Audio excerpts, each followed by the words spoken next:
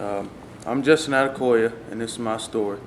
I'll be an upcoming junior. I'll be 16 in August. I play football and basketball for Heritage High School. And when I first moved down here in fifth grade, I was 9 years old, and I didn't have a care in the world. I had the Chicago mentality of beating kids up if they came at you or talked smack to you or talked about your mom. And I was showing a lot of hatred towards a lot of people and didn't care about nothing really but myself. And if anyone was just trying to love on me or trying to do this or that for me, I would just shun them away. Just eventually just going on trips with Johnny. And well, to begin with, Miles was a youth leader. He was a fill-in youth leader, and he was there, and Johnny wasn't there. But when Johnny and Candace got here, it was like it was a big change. Candace buckled down on me real quick. I tried to talk back to her like I did everyone else, and she wouldn't let that happen at all. And that just kind of shocked me. That put me in check. And I just I thought to myself, I said, let me give this a chance. These people aren't like they are in Chicago. So I just eventually just going on youth trips and being loved on and having fun and stuff like that. And just building my relationship with Miles is really strong. Miles and Donna, and just Donna always asking me if I needed clothes. Even if when I had clothes, hey, do you need clothes? All I had to do was say yes, and she'd take me to the mall or take me to anywhere I wanted to go to get clothes or shoes, and no price, no having to pay back anything. It was just always there, and she was always there to help me and love on me even in the hard times. And just stuff like that I remember. I mean, it still happens now, but stuff like that, it helped me out and get me to trust them and trust the people here at Mount Pisgah that they love me and they're never going to turn on me because they're people of God. And I get overwhelmed just thinking about it sometimes, and I'm just glad that I had that transformation.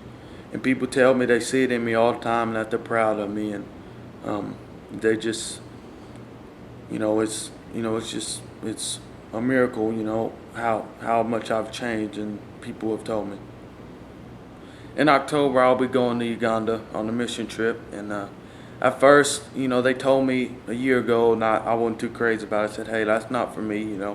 I don't need to be going down there where it could be dangerous and things can happen to you. But just, as the days went on, I kept feeling this, not really a tug, but kind of like a release. People would mention it to me all the time, and Johnny would just, mention it to me. And finally I said, this the fundraising and stuff should be fun, and just sending out my letters and just see what happens. And just finally I just said, hey, God is wanting me to go for an obvious reason to learn something and gain something from the trip. So I'll be going there in October. Even from hearing from the bombings and stuff on the news, it's going to happen. It could happen here. We could have bombings here.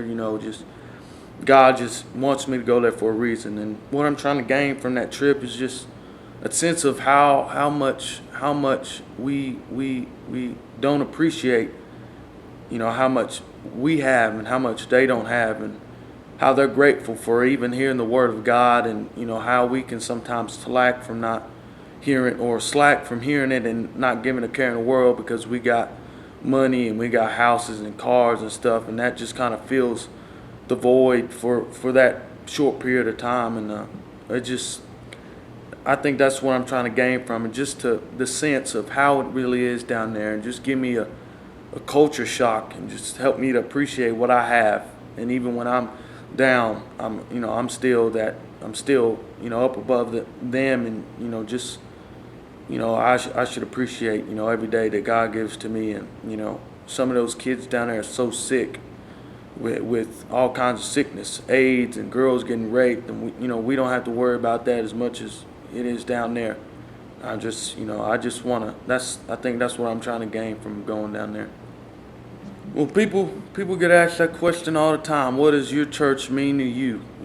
Mount Pisgah. What does Mount Pisgah mean to you? Some people just say, it's a family, or it's a place I come. And some people really don't mean it when they say it's family. But when I say that, I really do mean it. Mount Pisgah is really a family to me. When I was down and when I was, pushing people away and being disrespectful to the people who were trying to love on me, they still love on me, and and now that it's changed me, seeing them love on me, and it just Mount Pisgah shows love towards people, and caring towards people and encouraging people, and just multiple visits. If you don't show up, to church for a couple of weeks, just visits and loving on you even more to encourage you to come back to church, and just even when you come up short and you want to go on a youth trip, Johnny, just knock it out of the way. Hey, we want you to go. Money's not an object. Just come and talk to me, and it's always just loving and caring and just keeping you out of trouble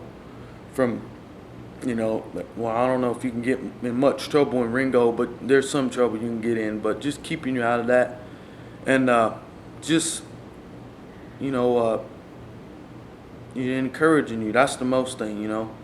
When I just get out of a basketball game, it wasn't my best game. I just kind of just called Johnny up, or just mentioned to him on Facebook, and just they would encourage me, and say, hey, keep it up. You're going somewhere. You got the you're going somewhere with your skill and ability to play sports, and just keep that in mind, and keep that God is testing you every chance He gets, just to test your faith and how strong it is.